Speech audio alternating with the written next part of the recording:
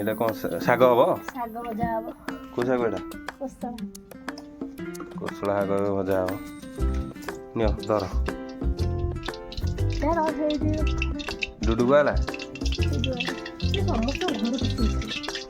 ହଁ।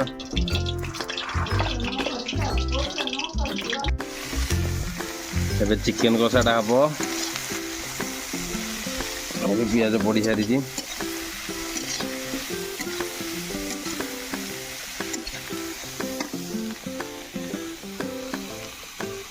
ଗୋଟେ ହଁ କମ୍ଫର ହଉ ହଉ।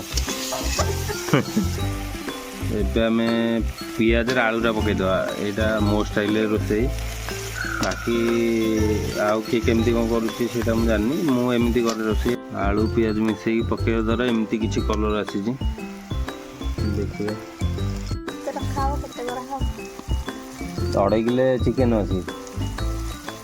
କେତେ କଷା କେତେ କରାହବ? ଅଧା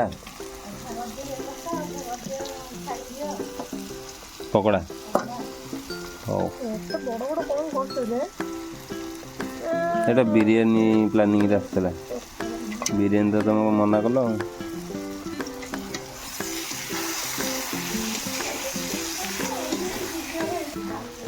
ଚିକେନ କ ବଡ଼ ପିସ୍ ହେଇଯାଇଛି।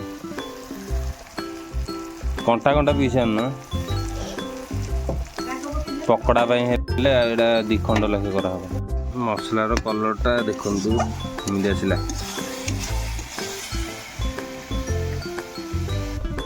ଏବେ ଚିକେନଟା ପକେଇଦେବା।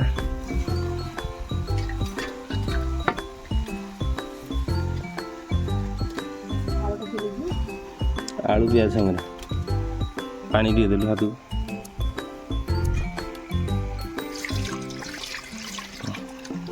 ଏବେ ଚିକେନଟା ମସଲାରେ ଗୋଳେଇ ଦେଇଛେ।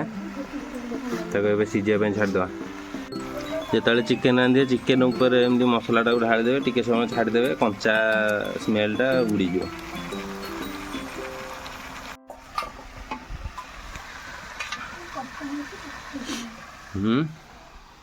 ସେଟା ଧୋଇଦିଅ ଛୋଟ ଛୋଟ ପିସ୍ କରିଦେବ ସେଟା।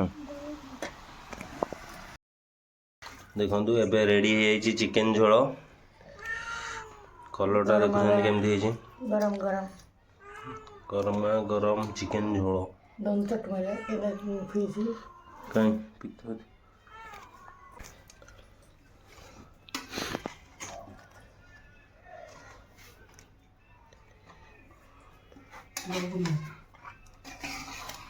କଲିଜାଟା ଫିଟି ଯାଇଥିଲେ ଖାଇବୁ? କଲିଜା ନାଇଁ ମୁଁ ଏଇନା ଖାଇବି।